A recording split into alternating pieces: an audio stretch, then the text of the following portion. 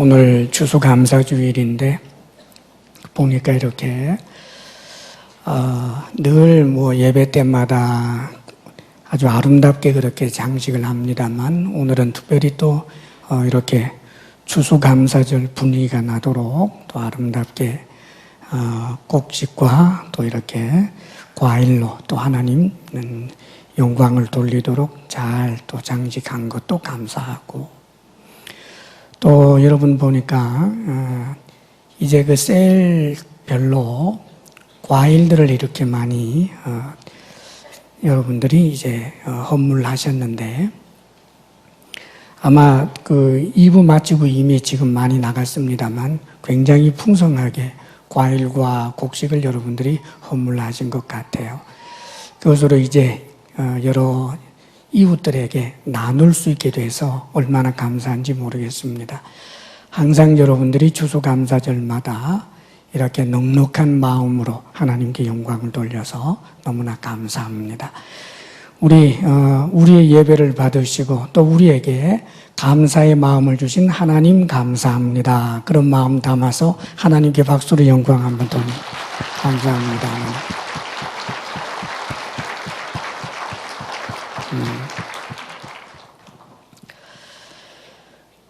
오늘 말씀 보면 여호와께 감사하라 이렇게 명령하십니다.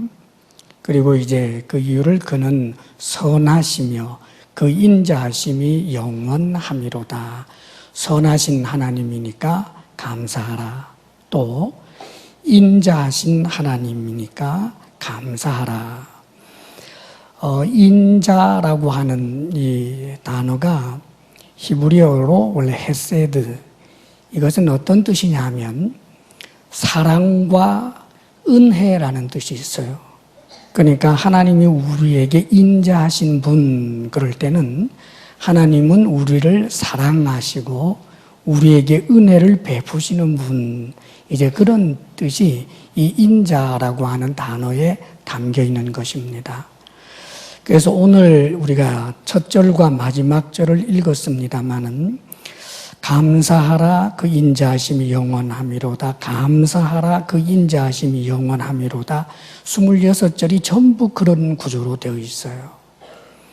그 인자하심이 영원하니까 우리에게 사랑을 베푸시고 우리에게 은혜를 베푸시는 하나님이니까 하나님을 찬양하라, 감사하라, 이제 그런 의미를 담고 있는 이 시편 136편은 감사 찬송시예요.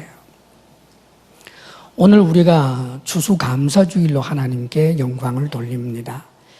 교회력으로는 이제 사실 매년 달라져요. 교회력으로는 우리 교회는 이제 10월 마지막 주일을 항상 추수감사주일로 그렇게 하나님 앞에 정해서 드리지만 교회력은 이제 매번 달라집니다. 그런 교회력의 유래는 청교도들 신대륙에 이제 도착해서 농사를 짓고 그리고는 하나님 앞에 감사의 예배를 드린 것이 이 추수감사주일의 유래입니다.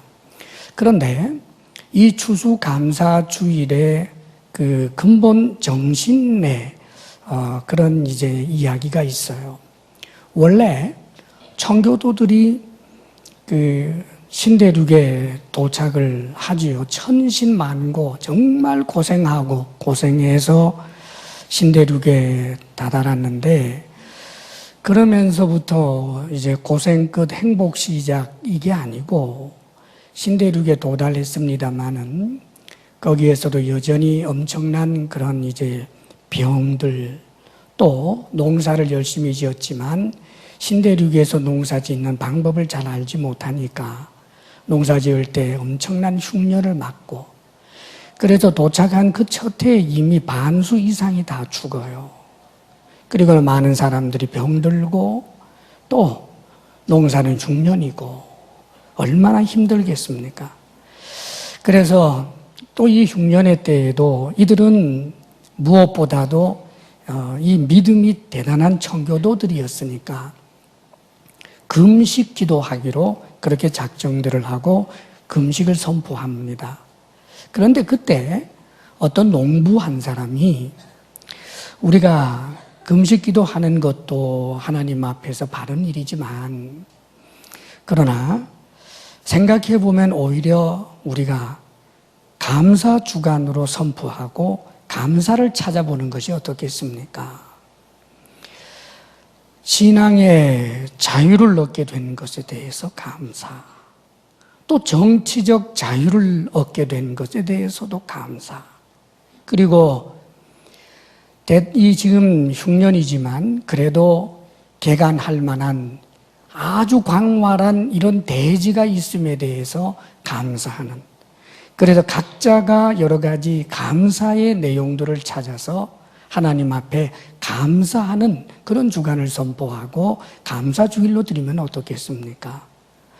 이게 말하자면 감사주일의 정신적 유래가 되는 것입니다. 사실 이 감사라고 하는 것은 환경의 문제가 아니거든요. 좋은 환경으로 내가 원하는 일들이 이루어졌을 때 당연히 우리가 감사해야 되겠지만, 그러나 그런 감사보다도 환경이 열악하고 어려운데도 불구하고 감사를 찾아서 하나님 앞에 감사할 수 있는 그것이야말로 더욱더 하나님께서 받으실 만한 감사가 되는 것입니다. 사실 감사는 결코 그 사람이 삶의 형편이 남들보다 못하거나 또 남들보다 더 기구한 삶이 있기 때문에 감사를 못하는 것이 아니고, 감사를 못하는 데에는 보다 더 근본적인 이유가 있습니다. 원래 이 감사란 신앙과 믿음과 결코 분리될 수가 없습니다. 믿음이 크고 신앙이 크면 감사도 크고 감사의 질도 깊어지는 법입니다. 그렇기 때문에 이 감사하라라고 하는 하나님의 명령이 성경에는 얼마나 많은지 몰라요. 감사를 하면 조금 더 마음이 넉넉해지고 좋아진다라고 하는 그런 정도의 차원이 아니고, 감사는 우리의 신앙에 있어서 근본적인 문제이기 때문에 만일 내가 믿는 사람이라고 하면서도 감사하기가 어렵다라고 할 때는 내 신앙에 적신호가 켜진 줄 알고 스스로 감사를 찾아 하나님 앞에 영광을 돌리지 아니하면 안 되는 것입니다. 사실 여러 가지 절기에 관한 것 성경에 명령이 되어 있습니다. 그것은 하나님의 은혜를 생각해서 감사하라는 뜻이지요. 또 주일날 우리가 이렇게 예배를 드립니다마는 주일날 예배를 드리는 것도 우리 주님께서 우리에게 주신 은혜를 감사하는 것이 바로 예배입니다. 하나님께서는 우리로 하여금 늘 감사의 사람이 되라고 하시는데, 감사가 없다라고 하는 것은 내 신앙생활에 대단히 위험이 있다라고 하는 것을 스스로 진단할 줄 알아야 합니다.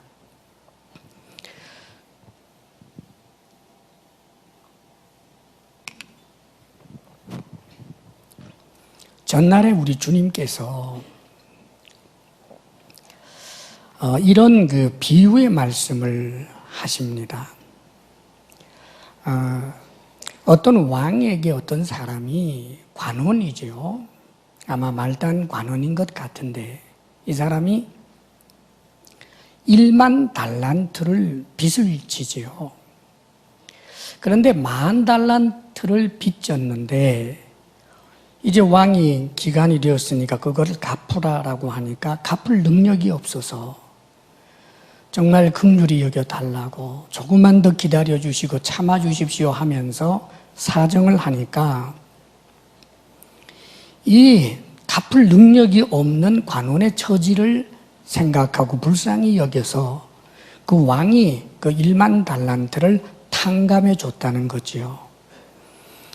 그런데 탕감을 받은 이 관원이 자신의 동료를 만났는데 그 동료가 자신에게 100데나리온을 빚졌어요. 이제 기간이 됐으니까 너 100데나리온 빨리 갚아라 그랬더니 역시 이 동료가 자기가 왕에게 그랬던 것처럼 제가 열심히 일해서 반드시 갚을 테니까 조금만 더 기다려 주시고 나를 좀 불쌍히 여겨 주십시오. 그랬는데 그만 1만 달란트를 탕감받은 이 사람이 그 100데나리온 자신에게 빚진 사람을 감옥에 쳐넣어버리고, 이 이야기를 전해들은 왕이 굉장히 노해서 1만 달란트 탕감해 주었던 그 관원을 불러들이고는 다시 감옥에 쳐넣었다라고 하는 내용을 우리 주님께서 비유로 말씀을 해 주셨어요. 이 1만 달란트, 그 다음에 100데나리온, 1만 달란트가 대단히 이제 천문학적인 숫자라는 것은 뭐 여러분들이 얼추 알겠습니다만은 조금 이제 피부에 와닿게 하기 위해서 이렇게 한번 생각해 보세요. 사람이 보통 육체 노동이나 뭐 어떤 기술을 가지고 하루 일을 할 때 이제 받는 것을 보통 한 데나리온이라고 그래요. 우리로 말하면 뭐 7만 원일 수도 있고 10만 원일 수도 있는데 그게 1데나리온이거든요. 그러면 1만 달란트라고 하는 액수는 환산해 보면 어떻게 되느냐 하면 노동자가 혹은 기술자가 16만 년을 일하고 그것으로도 모자라서 4,000년을 더 일하고 그것으로도 안 돼서 300년을 일하고 그래도 몇십 년 더 일해야 되는 액수가 1만 달란트예요. 그러니까 16만 4,300 몇십 년 동안을 자신이 일해서 번 돈을 단 한 푼도 쓰지 않고 모았을 때 가능한 돈이 1만 달란트예요. 그러면 100데나리온은 100일 일한 것을 말합니다. 물론 100일 동안 자신이 일한 것을 단 한 푼도 쓰지 않고 모은 돈이 100데나리온이니까 그것도 우리네 팍팍한 삶의 생각을 해보면 적은 돈은 물론 아닙니다. 그러나 여러분 16만 4,300년을 일해도 벌 수 없는 돈을 탕감받았는데 100일 일하면 될 만한 정도의 빚진 것에 대해서 이렇게 분개하면서 그에게 기다려주지 않고 혹은 탕감해주지 아니한 이 관원에 대해서 왕이 진노한 이유가 뭘까요? 그것은 이 관원이 단순히 착한 일을 하지 않았다 그것 때문이 아니에요. 왕이 자신에게 준 그 은혜를 은혜로 여기지 않았다. 그 은혜를 감사로 여기지 않았다라고 하는 것이 바로 그 왕의 진노를 사게 된 거예요. 하나님과 우리의 관계가 마찬가지입니다. 하나님께서 우리에게 은혜를 주셨는데 자, 우리가 예수 그리스도를 믿음으로 말미암아 구원을 얻었다. 내가 영생을 얻게 되었다. 내가 영원한 천국을 소유하게 되었다라고 하는 이 큰 은혜를 우리가 정말 은혜로 여긴다면 거기에 감사가 없을 수가 없지요. 만일 이런 십자가 구속의 은혜의 그런 내용들을 분명히 알면서도 그것이 내 마음으로 내려와서 감사가 되지 않는다면 십자가 구속의 은혜를 곰곰이 생각을 해도 여전히 감사가 되지 않는다면 그가 가지고 있는 그 믿음이라고 하는 것은 지적인 동의에 불과한 것이지 진정한 믿음이 아닙니다. 만일 참 믿음이라면 정말 하나님이 나를 위해서 독생자 예수 그리스도를 주셔서 내가 구원을 얻었다라고 하는 사실을 참으로 은혜로 여긴다면 거기에는 감사가 일어날 수밖에 없다는 뜻이에요. 그렇기 때문에 사랑하는 여러분, 우리가 우리의 신앙에 있어서 십자가 구속의 은혜를 헤아리는데도 불구하고 감사할 수 없다라고 하는 그런 결론을 스스로에게 내린다면 그 사람은 믿음이 너무 적거나 믿음이 병들었거나 그렇지 않으면 믿음이 없는 사람입니다. 오늘 성경은 그것을 지금 지적해 주고 있는 거예요. 믿음과 감사는 함께 갑니다. 큰 믿음이 있는데 감사가 없다, 그런 모순은 있을 수가 없어요. 오늘 시편 136편에 우리가 다 읽지는 않았습니다만은 여기 이런 내용들이 있지요. 지혜로 하늘을 지으신 이에게 감사하라. 땅을 물 위에 펴신 이에게 감사하라. 큰 빛들을 지으신 이에게 감사하라. 해와 낮을 주관하신 이에게 감사하라. 달과 별들로 밤을 주관하신 이에게 감사하라. 자, 이 감사의 대전제는 하나님이 천지를 창조하셨다라고 하는 믿음이 있을 때 감사가 성립이 돼요. 하늘을 하나님께서 만드셨다라고 하는 믿음이 있을 때 비로소 감사가 있는 것이지, 하나님 존재를 믿지도 못하고 하나님이 천지를 창조하셨다라고 하는 것을 믿지 못하는 사람은 전혀 감사할 수가 없는 것입니다. 그렇기 때문에 믿음과 감사라고 하는 것은 절대로 분리될 수 없다는 것을 우리가 알아야 돼요. 계속해서 이렇게 말씀하시지요. 홍해를 가르신 이에게 감사하라. 홍해가 갈라진 것, 그 사실을 믿을 때 감사하는 거지. 홍해가 갈라진 것, 그것 어떻게 믿을 수 있느냐? 순전히 거짓말이다, 이렇게 생각하는 사람에게 홍해 가르신 것이 어떻게 감사가 되겠습니까? 그 종 이스라엘에게 기업으로 주신 이에게 감사하라. 우리를 비천한 가운데서도 기억해 주신 이에게 감사하라. 그렇지요. 하나님께서 살아계시고 우리에게 은혜를 베푸신다라고 하는 것을 믿는 믿음이 있을 때 거기에 감사도 있는 것입니다. 그래서 우리 주님의 일화에 이런 내용이 있어요. 우리 예수님께서 어느 날 사마리아 지방과 그리고 그 갈릴리 지방 그 사이를 이렇게 가십니다. 원래 사마리아 사람들 그리고 갈릴리나 유대 사람들하고는 사이가 안 좋아요. 그 경계 지역에 산다라고 하는 것은 큰 도시가 아니고 그것은 조그만한 도시고 아주 열악한 환경의 도시인 게지요. 그런 조그만한 마을, 열악한 환경을 이렇게 우리 주님께서 어느 동네를 지나고 계시는데, 도심이라든지 큰 도시에서 살지 못하던 나병 환자들이 그 조그만한 마을이지만 그 마을 중심으로도 들어오지 못하고 저 멀리 서서 예수님께 이렇게 외치는 거예요. 10명의 나병 환자들이 예수 선생님이여 우리를 불쌍히 여기소서 그랬어요. 예수 선생님이여 우리를 불쌍히 여기소서. 그렇게 말하는 거 보니까 고쳐주십시오라고 말하지 못하는 거 보니까 사실 믿음도 그렇게 커 보이지 않아요. 그런데 우리 예수님께서 그들을 보면서 멀찍이 있으니까 아마 큰 소리로 말씀하셨겠지요. 너희들 몸을 제사장에게 가서 보여라 그러셨습니다. 자, 그러니까 이들이 제사장을 향해서 가는 거예요. 가면서도 아마 불안했겠지요. 그래서 자신들의 몸을 살피지 않았겠습니까? 왜냐하면 보통 이제 그 나병이 들었던 사람이 하나님의 기적과 같은 은혜로 낫게 되는 일이 있단 말이죠.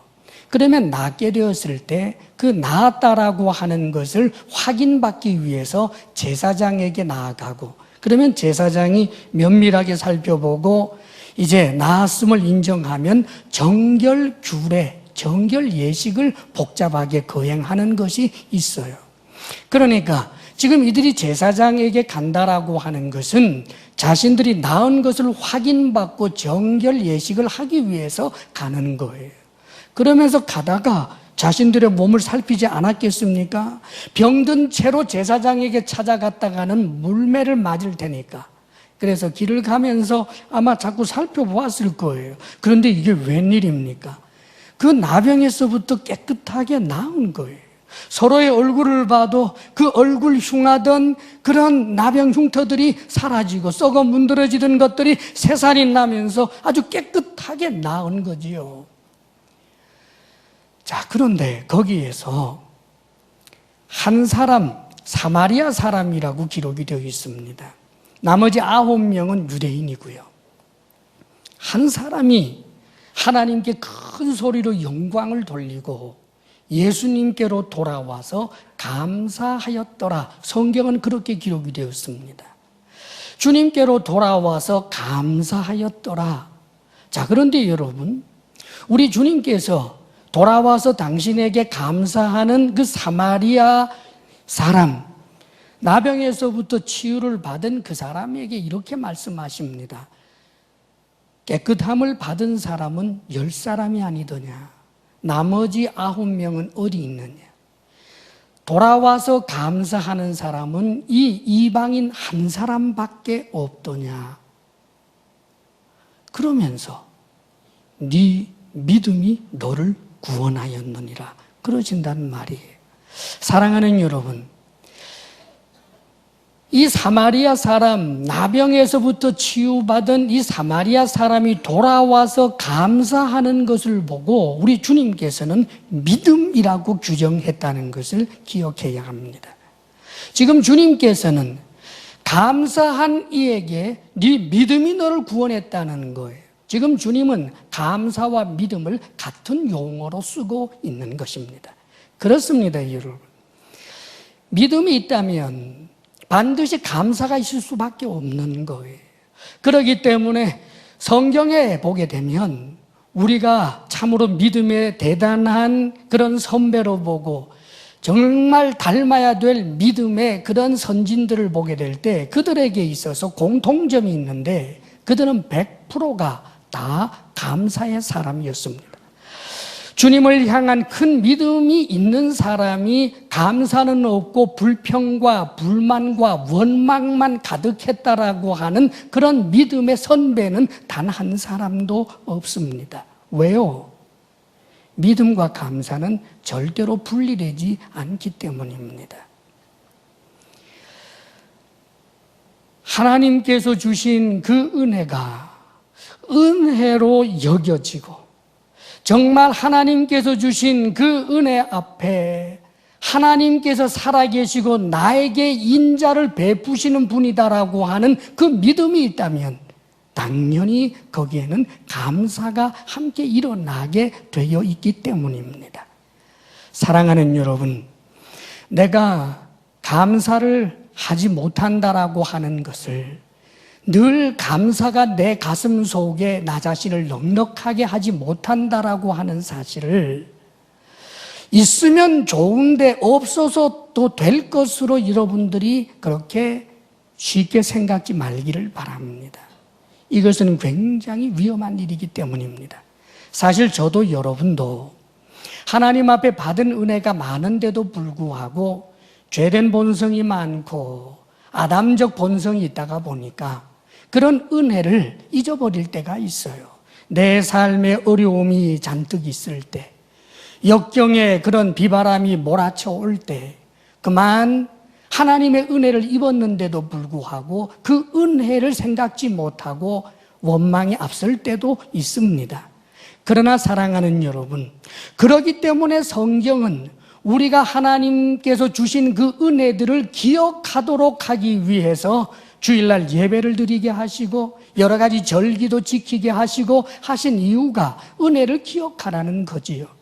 때때로 우리의 삶의 자리에 너무 힘들기 때문에 하나님의 은혜를 잊을 때가 있지만 그러나 우리의 초점을 환경과 고통에 두지 아니하고 예수 그리스도 십자가 구속의 사건 앞에 두고 곰곰이 주의 은혜를 생각하는데도 불구하고 감사할 수 없다면 사랑하는 여러분, 그는 믿음이 없거나 병들었거나 너무나 적은 거예요. 주의 십자가 구속의 은혜를 생각하면 다시금 감사의 물결이 내 가슴 속에 샘물처럼 솟구쳐 오르기를 주의 이름으로 축원합니다. 할렐루야.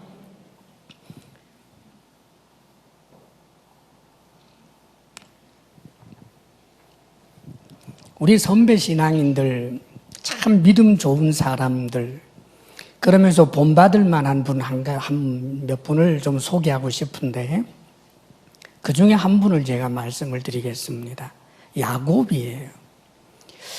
왜냐하면 흔히들 야곱은 너무 대단한 사람이 아니어서 그래도 얼추 나하고 좀 비슷하다라고 생각하는 경향이 있더구만요.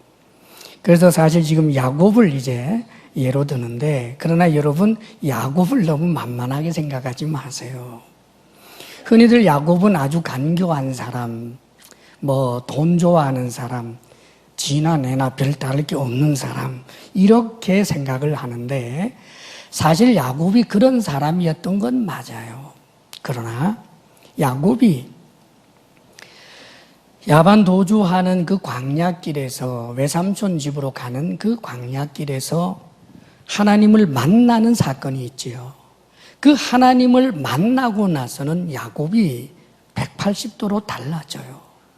그래서 외삼촌 집에서 살 때는 그가 얼마나 정직하고 철저하게 믿음으로 살아내는지 모릅니다. 자, 그런데 이 야곱이 그 외삼촌 집에서 정말 오랫동안 서름을 당하면서 거기 일꾼으로 품삯을 받으면서 그렇게 오랫동안 살다가 드디어 하나님께서 네 고향으로 돌아가라 라고 하시는 명령으로 이제 돌아갑니다. 그런데 정말 큰 부를 이루어서 돌아가는 길인데 자신의 형 에서가 사병을 거느리고 지금 온다는 소식을 듣고 야곱이 하나님 앞에 간절히 기도하는 내용이 창세기에 나와요. 그런데 이 창세기 32장에 보게 되면 야곱이 한 기도 말 가운데 이런 내용이 있습니다. 나는 주께서 주의 종에게 베푸신 모든 은총과 모든 진실하심을 조금도 감당할 수 없사오나 주님께서 자신에게 베풀어 주신 은총과 모든 진실하심을 조금도 감당할 수 없는 자신이라고 고백하는 내용이 나옵니다. 이건 무엇을 말하고 있을까요? 지금 야곱은 자신의 죄, 자신의 허물을 잘 알고 있다는 뜻이에요. 하나님 앞에 그런 은총과 은혜를 입을 만하지 못한, 정말 하나님 앞에 깃발을 흔들고 자랑하고 내놓으세요 할 만한 그런 이력을 갖고 있지 못한 자라고 하는 사실, 자신의 죄됨을 알고 있는 이 겸손한 마음은 반드시 감사를 불러일으킵니다. 그는 계속해서 이렇게 기도해요. 내가 내 지팡이만 가지고 이 요단을 건넜더니 지금은 2때나 이루었나이다. 내 지팡이만 가지고 이 요단을 건넜는데 지금 이렇게 2때나 부를 이루게 된 것이 전적으로 하나님의 은혜라고 하는 감사를 지금 고백하고 있는 거예요. 사랑하는 여러분, 야곱이 어디 그 외삼촌 집에서 일할 때 일 열심히 안 했습니까? 낮에는 더위를 무릅쓰고 밤에는 추위를 무릅쓰고 눈 붙일 겨를도 없이 얼마나 열심히 일했는지 몰라요. 그런데 그 열심히 일한 것의 열매로 당당히 내가 얻었다라고 생각하는 것이 아니라 전적으로 하나님의 은혜라고 하는 것을 이 야곱은 고백하고 있습니다. 왜 그렇습니까? 야곱은 자신의 비참함, 자신의 허물, 자신의 죄를 알고 있기 때문입니다. 이 겸손한 마음이 은혜를 은혜되게 하는 거예요. 우리 예수 그리스도 십자가 구속의 은혜도 마찬가지입니다. 예수님이 십자가에 못 박혀 죽은 것은 우리의 모든 죄 때문이다. 사랑하는 여러분, 그런데 만약에 내가 죄 없다고 생각하는 사람은 어떤 생각이 들까요? 예수님이 십자가에 못 박혀 죽어서 모든 사람의 죄를 대신한 것이라면 저 강도의 죄, 저 간음하는 자의 죄, 저 방탕한 자, 못된 사람들, 이 세상에 전혀 쓸모없는 저런 악한 사람들을 위해서 죽었을 수는 있어도 내 죄가 별로 없다고 생각하는 사람은 그저 샅샅이 뒤져봐야 손톱만한 죄만 조금 있다라고 생각하는 사람은 주님의 십자가 구속의 은혜가 손톱만해지는 거예요. 사랑하는 여러분, 자신의 죄성과 비참함을 알 때 주의 은혜를 은혜로 여기게 되고 거기에는 반드시 감사가 함께 터져나오게 되어 있는 것입니다. 주님께서 나를 위해서 죽으셨습니다라고 하는 것이 정말 믿어진다면, 그것을 은혜로 여겨진다면 우리는 당연히 하나님 앞에 감사의 마음으로 충만해질 수밖에 없는 것입니다. 사랑하는 여러분, 참으로 주님 앞에 감사 있는 진정한 믿음의 사람들이 되시기를 바랍니다. 야곱도 예를 들었습니다마는 정말 대단한 사람도 한번 생각해 볼까요? 우리는 이제 다윗을 생각합니다. 사실 감사의 그 믿음의 사람들은 다니엘도 있고 욥도 있고 참 많은데 요즘 그렇지 않아도 시편을 통해서 다윗에 관한 이야기를 많이 봅니다. 다윗이 시편 57편에 이렇게 하나님 앞에 기도합니다. 그 시편에 기록하기를, 주여 내가 만민 중에서 주께 감사하오며 문 나라 중에서 주를 찬송하리이다. 이렇게 감사를 노래해요.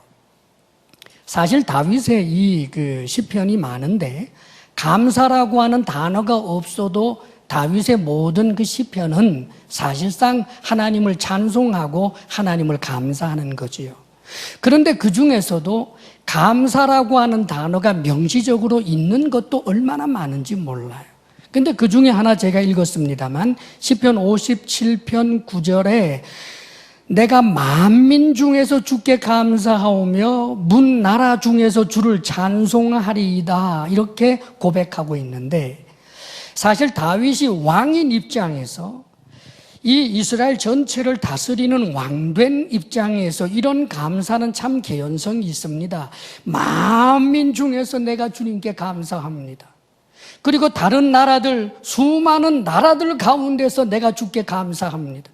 내가 왕으로서 얼마든지 그렇게 하나님 앞에 고백할 수 있는 개연성이 있지요. 그러나 여러분, 지금 이 감사가 언제 한 거냐 하면 너무나 놀랍게도 사울을 피하여 도망을 다닐 때 한 감사예요. 사울을 피해서, 사울이 자신을 죽이려고 하니까 살아남기 위해서 메뚜기처럼 이렇게 저렇게 피해서 도망을 다니고, 참으로 정말 두더지 굴에 들어가 있는 것처럼 굴 속에 들어가서 벌벌 떨고 하는 그런 삶의 정황 가운데서 놀랍게도 만민 중에 주께 감사하고 온 나라들 가운데서 내가 주께 감사합니다. 이런 류의 고백을 하고 있습니다. 무슨 말입니까? 이 세상에서 대단한 사람들이 많지만, 강력한 나라들이 많지만 하나도 부럽지 않고 나는 감사할 수 있다는 거예요. 다윗의 이런 식의 감사가 얼마나 많은지 몰라요. 계속해서 보게 되면 54편 6절에도 이렇게 기록이 되어 있습니다. 내가 낙헌제로 주께 제사하리이다. 여호와여 주의 이름에 감사하오리니 주의 이름이 선하심입니다. 라고 고백합니다. 이 감사는 언제 했는가? 이 감사는 10사람들이, 그 도성 사람들이 다윗을 배신하는 바람에 죽음의 위기에 직면하게 된 바로 그 상황에서 지금 이 감사를 노래하고 있어요. 시편 52편 9절에도 이렇게 기록합니다. 주께서 이를 행하셨으므로 내가 영원히 주께 감사하고 주의 이름이 선하심으로 주의 성도 앞에서 내가 주의 이름을 사모하리이다. 이때도 감사를 하는데, 이때 감사는 언제 한 것이냐 하면 다윗이 블레셋 사람에게 피하여 있을 때, 무슨 말이냐 하면 다윗의 아기스 왕 블레셋 그 족속에게 도피했던 적이 있어요. 사울에게 쫓겨서 살기 위해서 블레셋 사람들에게 가서 생명을 좀 위탁받았던 적이 있습니다. 그랬더니 다윗이 골리앗을 죽였던 옛 이야기를 누군가가 꺼내면서 이 블레셋 사람들이 자기를 죽이려고 한단 말이에요. 그걸 알고 나서 그때 다윗이 어떤 짓을 했느냐 하면 미친 척합니다. 침을 질질 흘리면서 막 이 수염에 침이 질질질질 이렇게 묻어나게 만들고 혼자 뭘 중얼중얼하고 그러면서 손가락으로 뭐 끄적끄적 그러기도 하고 완전히 미친 짓 해서 간신히 살아난 그 비참한 상황에 뭐가 감사할 게 있어요. 다윗의 이 감사들이 하나님께서 자신에게 은혜를 베푸셨던 과거의 그 승리만을 가지고 감사하는 게 아니고 지금 가장 비참하고 가장 초라하고 가장 위험하고 사방이 틀어막혀 있는데도 불구하고 그가 감사하는데 이 감사는 무엇을 의미하는 걸까? 그가 가지고 있는 선취적 믿음에 의한 감사예요. 다시 말하면 하나님께서 자신에게 해주신 약속대로 하나님이 다윗 자신을 세워주실 것이라는 것, 구원해 주실 것이라는 것, 인도해 주실 것이라는 것, 보호해 주실 것이라고 하는 이것을 믿기 때문에 했던 감사예요. 사랑하는 여러분, 이 감사는 무엇으로 나온 것입니까? 바로 이 믿음 때문이잖아요. 하나님께서 나를 인도해 주신다라고 하는 믿음, 하나님이 주신 약속을 믿는 믿음, 그러기 때문에 어려운 중에서도 감사할 수 있게 된 것입니다. 사랑하는 여러분, 우리의 삶을 한번 돌이켜 생각해 보십시오. 우리가 가난할 수 있습니다. 그런데 이 가난이 영원합니까? 사랑하는 여러분, 지금 가난하지만 이 가난이 영원하냐고요? 우리의 미래도 정말 가난한 것입니까? 현재 내가 병들었다고 할지라도 내 이 병듦이 영원한 것입니까? 현재 내가 초라하고 남들이 알아주지 아니하는 그런 삶의 자리에 있다 할지라도 정말 내가 영원히 초라하고 영원히 남들이 알아주지 못하는 그런 존재입니까? 사랑하는 여러분, 그렇지 않습니다. 우리의 미래는 어떤 것입니까? 우리의 미래는 승리고 우리의 미래는 영광입니다. 이것은 단순히 내가 긍정적으로 생각해서 승리고 영광이라는 그런 뜻 아닙니다. 하나님의 약속이 그렇잖아요. 우리는 지금 초라해 보이지만 하나님이 하신 그 약속의 말씀대로 지금 내가 하나님의 자녀가 되었을 뿐만 아니라 그날이 오면, 주님께서 재림하시게 되는 그날이 오면 내가 하나님의 자녀라고 하는 그 엄청난 영광은 온 우주 속에 웅변적으로 드러날 날이 온다, 그 말입니다. 사랑하는 여러분, 지금은 내가 이렇게 병들었지만 이 병든 상태가 영원이 아니고 하나님께서 내게 주실 영원한 신령한 몸을 입게 될 날이 오게 될 것입니다. 그게 약속이지요. 지금 내가 가난하지만 그러나 하나님께서는 내 미래는 가난이라 말씀하시지 않고 천국의 보화라고 약속해 주고 있는 것입니다. 그렇다면 사랑하는 여러분, 지금 나중에 하나님께서 내게 천국의 보화를 주셨을 때, 나중에 내가 천국에 들어가서 하나님의 아들 되고 딸 된 그 증거가 온 우주 속에 드러나게 되었을 때 그때 당연히 하나님 앞에 감사하겠지요. 그러나 더 큰 믿음은 지금 감사하는 것입니다. 지금 비참한 처지에서도 영광이 있을 것을 믿고 감사하고, 지금 내가 가진 것이 없지만 하나님께서 내가 부욕케 해주시는 그 미래, 그것을 생각하고 그 약속을 생각하고 감사하는 것. 그렇기 때문에 사랑하는 여러분, 감사와 믿음은 절대로 분리될 수 없다는 사실을 기억하시기를 바랍니다. 우리가 감사하며 산다라고 하는 것이 신앙의 본질적인 부분이라고 하는 것을 스스로 깨닫고 우리 자신을 날마다 점검할 줄 알아야 합니다. 사실 이 감사는 무엇보다도 우리 자신을 행복하게도 하는 거예요. 한번 생각해 보세요, 여러분. 봄이 왔습니다. 와, 봄, 생동하는 그런 생명의 기운이 가득한 봄, 예쁜 꽃이 피어나고 그리고 싹들이 돋아나고 그래서 봄이 너무너무 좋다. 하나님 감사합니다. 여름 온 초목이 흐드러지게 그렇게 아주 녹음이 짙어지는 것을 인해 참 좋다. 하나님 감사합니다. 가을 오곡백화가 무르익고 열매가 있고 단풍이 아름다워서 좋다. 하나님 감사합니다. 겨울 하얀 눈이 있어서 너무너무 예쁘다. 하나님 감사합니다. 근데 반대로 한번 이런 사람 생각해 봅시다. 봄, 아이고 노곤해서 싫고 황사가 많아서 싫다. 여름, 너무너무 더워서 싫다. 가을, 아이고 을수년스럽고 외로워서 싫다. 겨울, 너무 추워서 싫다. 누가 행복하겠습니까? 당연히 감사하는 사람이 행복하지요.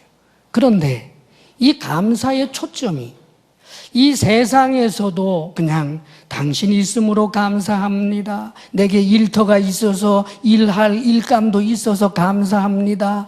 이런 세상 지혜를 가진 사람들도 서로가 서로에게 감사하고 감사의 이유를 찾아내는 것을 성숙한 사람이라고 부르고 그가 행복하게 살 수 있는 좋은 비결을 가지고 있다라고 세상의 지혜자들도 말합니다.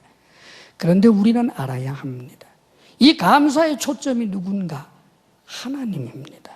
할렐루야.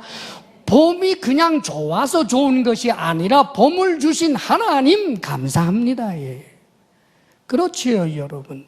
그렇기 때문에 우리 크리스찬의 감사는 반드시 믿음하고 결부되어 있는 거예요. 세상의 다른 감사는 다른 자신이 가지고 있는 고상한 의미와 가치를 따라서 감사하는 것이지만 우리 크리스찬들은 하나님에게 초점을 맞추어 하는 감사인데 그러다가 보면 이 감사는 계속해서 하나님과의 친밀감을 높일 수밖에 없는 거예요. 왜냐하면 이 감사란 크리스찬에게 있어서는 반드시 믿음과 동반되는 것이기 때문입니다. 그러므로 믿음이 있어서 감사하는 그에게 성도 속에 있는 성령께서 기뻐할 수밖에 없고 성령이 기뻐하면 내 영이 기쁘고 내 마음도 기쁜 거예요. 할렐루야. 성령이 탄식하면 내가 이 영혼이 곤고해지고 내 삶이 우울해질 수밖에 없는 것입니다. 믿음과 감사는 붙어 있고 감사는 우리 믿음으로 하여금 하나님 앞에 견고하다 인정할 만한 믿음이 되고 그 믿음은 결국 우리로 하여금 하나님의 친밀감을 높이게 되고 행복한 크리스찬으로 살아낼 수 있는 능력이 되는 것입니다. 그럼에도 불구하고 입만 열면 불평과 원망과 그리고 자기 자신이 이렇게 원망할 수밖에 없는 이유를 구체적으로 논리적으로 찾아내는 사람들은 스스로 자신의 삶을 지옥으로 만드는 데 능한 사람입니다. 사랑하는 여러분, 감사를 찾아서 또 하나님을 향해서 내게 주신 은혜를 헤아리면서 날마다 감사할 수 있는 감사의 사람들이 되시기를 주의 이름으로 축원합니다. 할렐루야. 아멘. 예, 우리 기도하겠습니다. 주님 앞에 잠시 결단하며 기도합니다. 이 시간 우리 자신을 돌아보시기를 바랍니다. 하나님께서 주신 은혜로 여길 때 감사하지 않을 수 없습니다. 하나님 살아계심을 믿고 그분께서 내게 인자를 베푸시는 분이라는 사실을 믿는다면 우리는 감사하지 않을 수 없습니다. 하나님, 제가 감사하지 못했던 것은 제 믿음이 적었기 때문입니다. 하나님, 제가 감사하지 못했던 것은 하나님의 약속을 믿지 못했기 때문입니다. 스스로 돌아보면서 하나님 앞에 감사하며 살겠습니다. 결단하는 이 시간이 되기를 바랍니다. 주님 앞에 감사의 기도로 나아가겠습니다. 기도합니다. 아버지 하나님, 아버지 하나님, 하나님께서 주신 은혜를 잠시만 멈추어 생각해 보아도 헤아릴 수 없이 많은데, 은혜의 바다 위에 있으면서도 곤고한 사막에서 사는 것처럼 오 주님, 참으로 어리석기만 한 우리들을 긍휼히 여겨 주옵소서. 사랑이신 아버지여, 하나님께서 주신 크신 은혜를 믿음으로 감사할 수 있는 우리들이 되게 해 주옵소서. 하나님께서 주신 은혜를 은혜로 여기지 못하는, 주님 앞에 믿음이 적거나 병들었거나 믿음 없는 자로 드러나지 아니하도록 오 하나님, 우리의 믿음을 견고케 하시사 성령으로 말미암아 늘 동행하여 행복한 삶을 사는 우리들이 되게 하여 주옵소서. 아버지 하나님 앞에 주의 사랑하는 성도들이 감사를 헤아려 예물을 올려드립니다. 오 주님, 우리의 중심을 보시는 주여, 두렵고 떨림으로 그러나 감사함으로 힘을 다하여 드리는 사랑하는 성도들의 모든 드림을 아버지여 향기로운 예물과 같이 받아주시기를 간절히 원합니다. 사랑하는 우리 성도들이 오직 주님께로만 받기로 결심하며 주와 동행하며 성실하게 일하여 주님께서 주시는 분복을 누릴 줄 알게 하여 주옵소서. 사랑하는 성도들에게 일터의 복을 주시기를 원합니다. 아버지여, 건강의 복을 주옵소서. 우리 성도들에게 마음의 평강 주시기를 원합니다. 부부사랑 돈독하게 하옵소서. 하나님이 선물로 주신 우리의 자녀들이 하나님 앞에 믿음과 감사의 사람 되게 하여 주옵소서. 이제는 우리 주 예수 그리스도의 크신 은혜와 하나님 아버지의 한없는 사랑과 성령의 교통하심과 충만케 하심이 하나님 앞에 감사로 예배드리며 나아가는 사랑하는 모든 성도들 위해 이제로부터 영원토록 함께 하시기를 간절히 축원하옵나이다. 아멘.